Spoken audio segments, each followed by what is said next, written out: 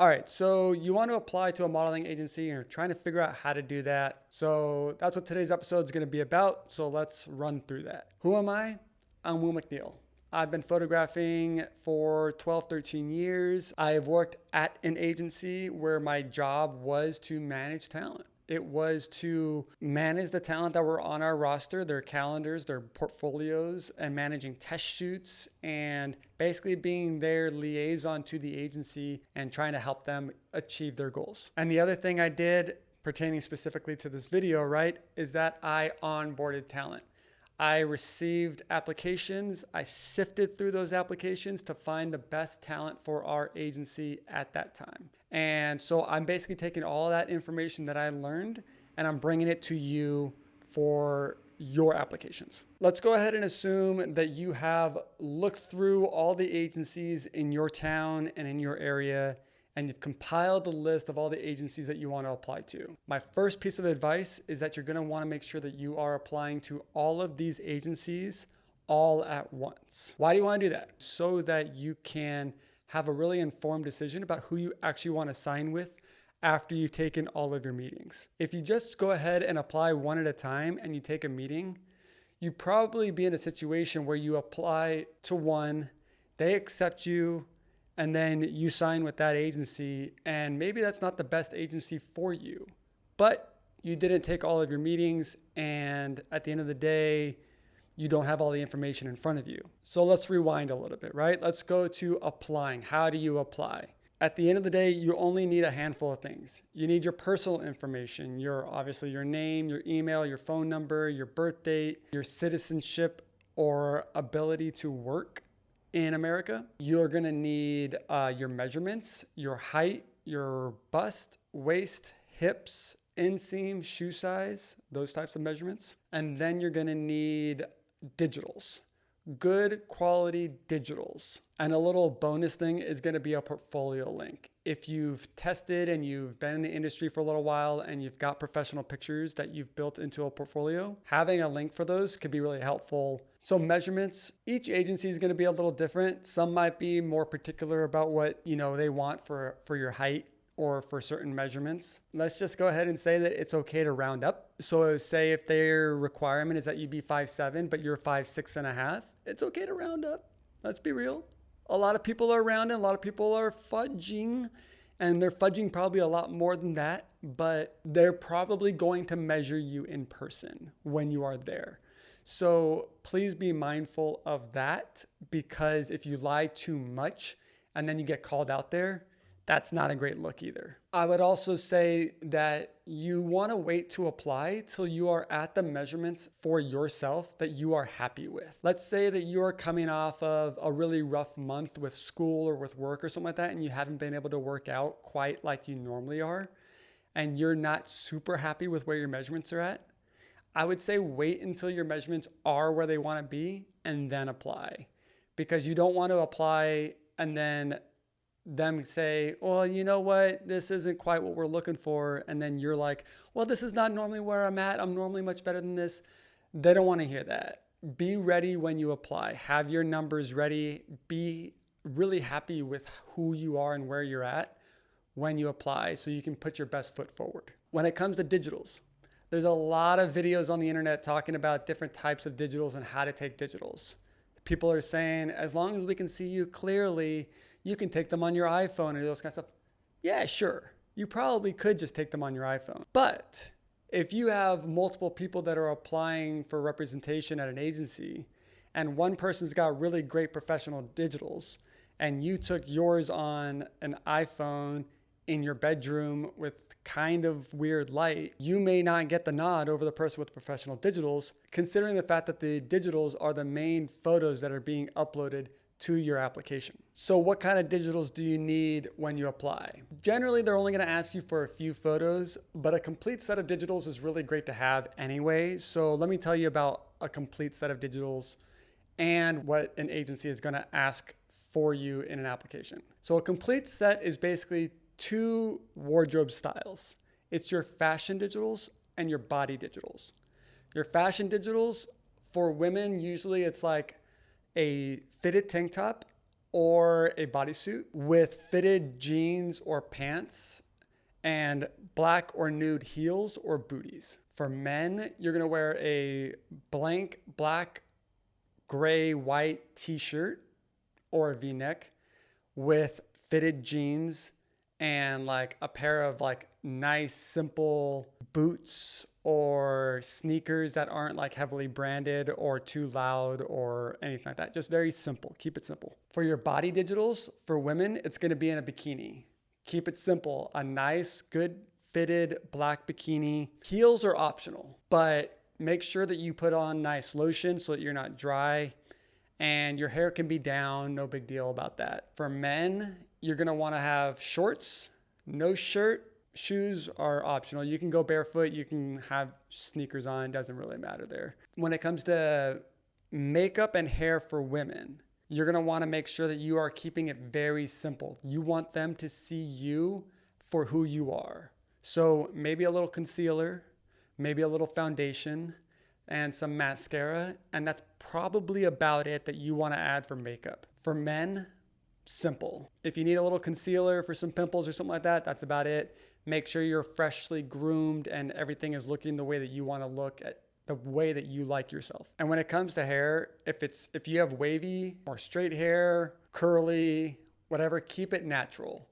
Style it nicely, keep it simple so that it's not overdone, but you just want them to see your natural hair, natural texture. Bonus thing for digitals is that if you are a talent that also really likes to play with different types of hairstyles, if you like to have braids, if you like to have like maybe a straight haired wig or stuff like that, that's part of your personality and part of your branding is to have different types of hair things.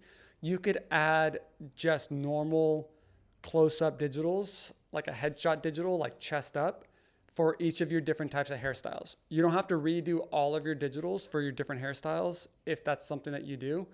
Just update headshot digitals with the different hairstyles that you like. Digitals should generally be on a blank white wall. It can be on any type of wall really, as long as it's not like super colorful, bright, or distracting. Or it could even be in a place like a parking garage where it's just like a nice fall off behind you, or even like a loft. As long as there's no distractions, that's what you need for digitals. You want to make sure that they are really nice, soft light. If it's natural light, make sure it's soft and not directly on you. You don't want the sun directly on you. That's not as flattering as nice, soft light. So if you're inside, maybe stand in front of a window or an open door or something like that. And if you're going to be in a studio and you're going to use flash, make sure it's a really soft light source, a really big, soft light source.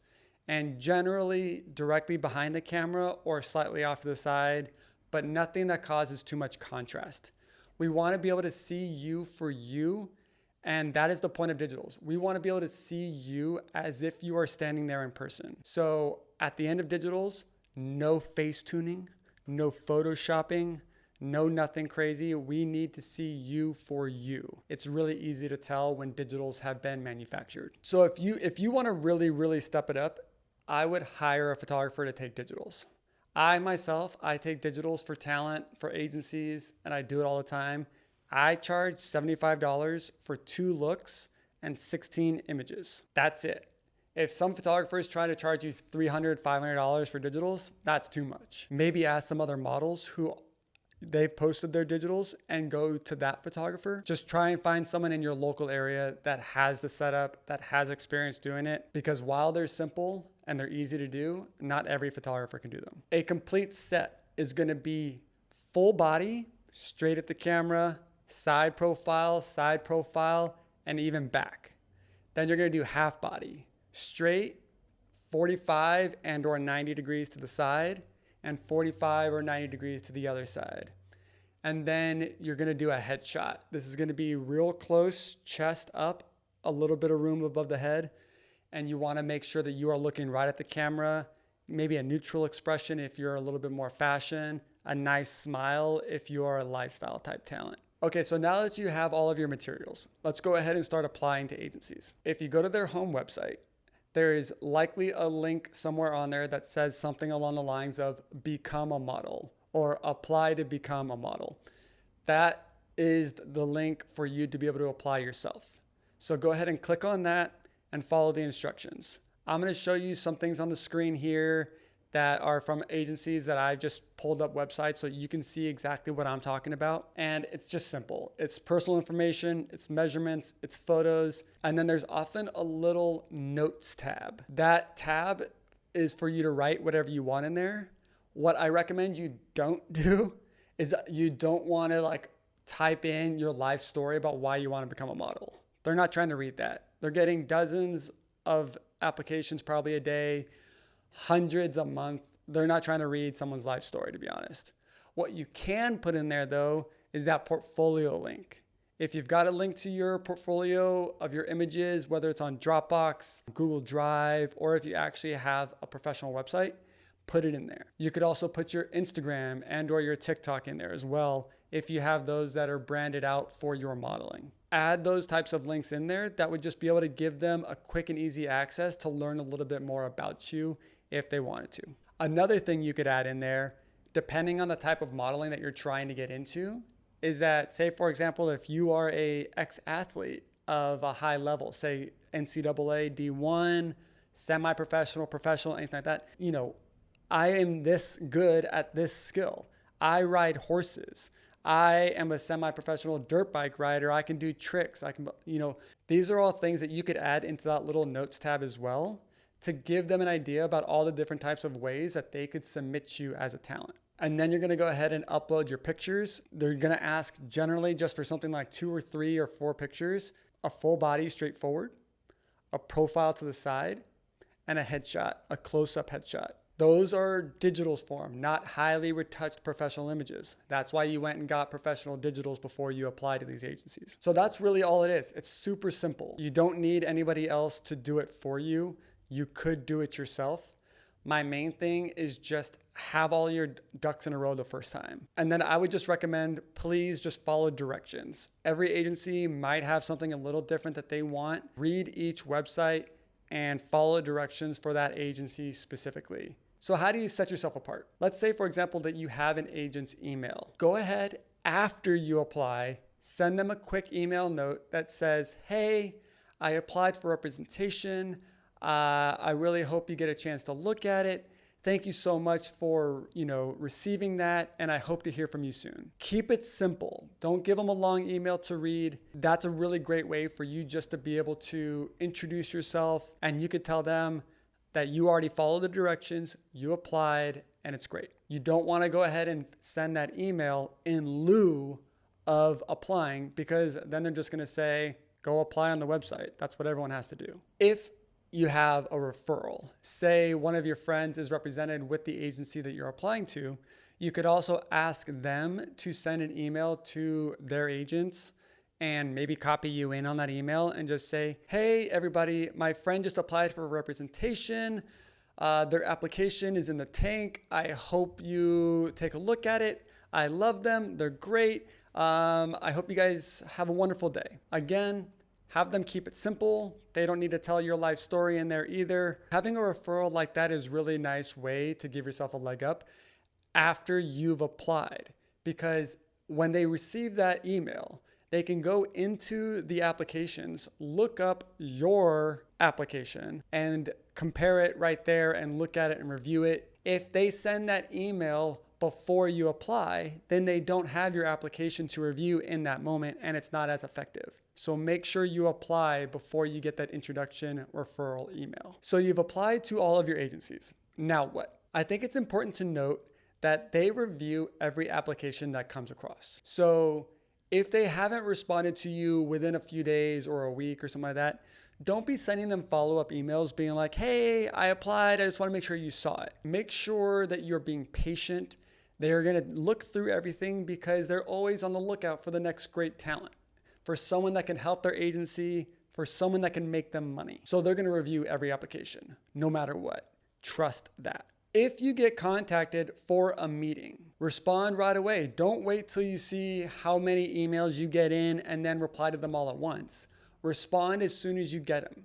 That's a great way to let them know that you are really on top of your communication, that you are excited to hear from them, and that you have your shit together. So in your reply back, just say something along the lines of, thank you so much. I'm really excited to meet with you all. Here's my availability. Let me know what time works for you. The easier and simpler that you can be and make it easy for them to try and schedule these meetings, the better. Be flexible. And I'm not putting this energy in your direction intentionally. I just want to cover this base, is that if they reject you, there are dozens of reasons why, and it has nothing personally to do with you. Rejections can come from all types of places. Maybe they have someone that's already really like you on their roster and they don't want to compete with that talent by bringing on someone else in a similar category. It could be just they're not bringing on talent at the time. Maybe they're trying to downsize their roster a little bit and they don't have the room to bring on new talent. It could be just very simply that they don't feel like they are the best place for you to try and get you money, to try and get you work. So don't take it personally and just move on to the next agency. There's going to be more agencies that you can apply to if these ones don't work out. There's no real set time frame for you to hold out for in order to get a response or a rejection from somebody, because reality is that they're not always going to send a rejection email or send you an email to invite you to come meet with them. Sometimes they're just going to ignore you. It sucks, it happens, but once you've gotten a number of responses that you're happy with, take those and make your informed decision and sign with who you're happy with at that moment. The last thing I want to say, and this is my little nugget that I want to say about everything when it comes to finding representation and finding the best representation for you, is sign with the people who are most excited to meet with you. That is the best advice I can give you. The name of the agency doesn't always matter. The size of the agency doesn't always matter. Just work with people who really want to work with you. That's going to make your life in this industry much more enjoyable. And if you get rejected or they don't even reply to you, I would recommend maybe waiting, maybe 6 to 12 months before applying again. I'm giving a wide range because maybe it'll be more beneficial to apply in a different time of year, because maybe that's when they're bringing on talent. And when you first applied, that's not a time in which they're really bringing on talent. And 2 is I would update your materials before you apply again. Take new digitals, maybe take better digitals. Maybe do some test shoots and update your portfolio so that that link that you add to your application looks different and looks like you've been working on your craft while you haven't been represented with them. That'll give them an opportunity to be like, wow, this person's really been working on it. I can tell that they're a go-getter. Let's bring them in for a meeting. So thanks for watching. I really appreciate you sitting through this video with me. I wish you all the luck in getting signed. We are Book It. We are a channel trying to expose all the information that we have learned in this industry to help you succeed, book more work, and just thrive. So thank you, and catch you next time.